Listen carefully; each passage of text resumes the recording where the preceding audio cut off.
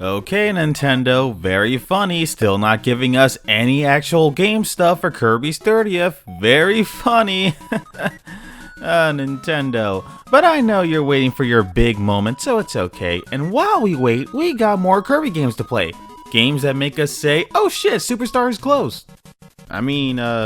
Woo, adventure, yeah. Anyway, so about a year after Kirby's Dream Land came out, the first real Kirby game happened. And if that sentence pisses off any of you OG Dream Land fans, it shouldn't, cause I like that game better. But before we get into that fun conversation, let's talk about why people actually love this game. It's not cause it introduced Meta Knight, it's not cause they confirmed DDD as kind of a good guy at the end, or cause this was the first ever big spooky as the final boss in the series.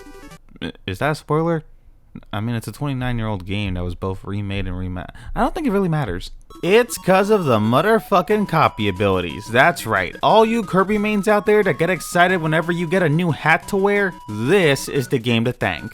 All cool video game characters need a signature move. Mario jumps on people, Sonic has a spin dash, Link is brave, but Kirby, instead of settling for the classic suck and spit technique, Kirby decided, what if I absorb their soul and steal their power? And so it was done. This game really did set the foundation for the rest of the series. It's not the first game, but it's set up so much, like the multiple levels you could travel between, the level names having a code, and the music. Holy shit, listen to this.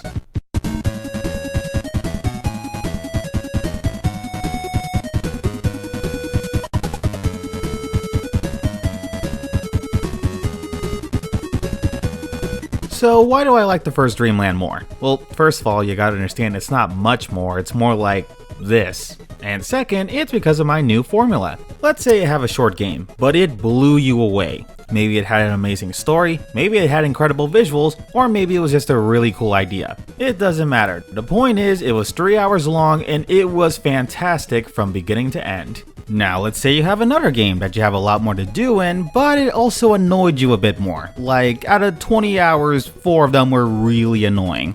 Which one's the better game? Now obviously there's a lot more that goes into this, but since both are from the same series and I got both for either dirt cheap or this, I'm gonna say the most important metric is time. I have shit to do, classes to pass, friends to hang with, money to make. I spent 200 hours on this game? Okay, I better have spent all 200 of those hours doing something worthwhile. If not, the short game's taking it. Dream Land 1 doesn't have much, but it's a perfectly serviceable game that I can enjoy, have next to no complaints about, and be done with in about 30 minutes. Adventure is longer and has a lot more to do, but it's also a lot sloppier. You get hit once and that power-up is entering the null void. That shit is gone. Some of these power-ups are fucking pointless. Some of these levels are so short that you end up asking yourself, what was the point of that? Oh, I know, to hide those dumbass buttons that have absolutely no point except to keep you away from your 100%. What do you get if you get the 100%? Oh, it's the game again, but slightly harder, yay. Except that's pretty debatable because some of these bosses are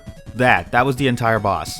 Then you got some bosses that are like, nope, wrong power up, use this one instead, which is bullshit. You can't just give me 20 plus copy abilities and expect me to use one. That's half the fun of the future True Arenas. Using whatever dumbass power you want despite how stupid it is. I'm not here for victory, I'm here for fun.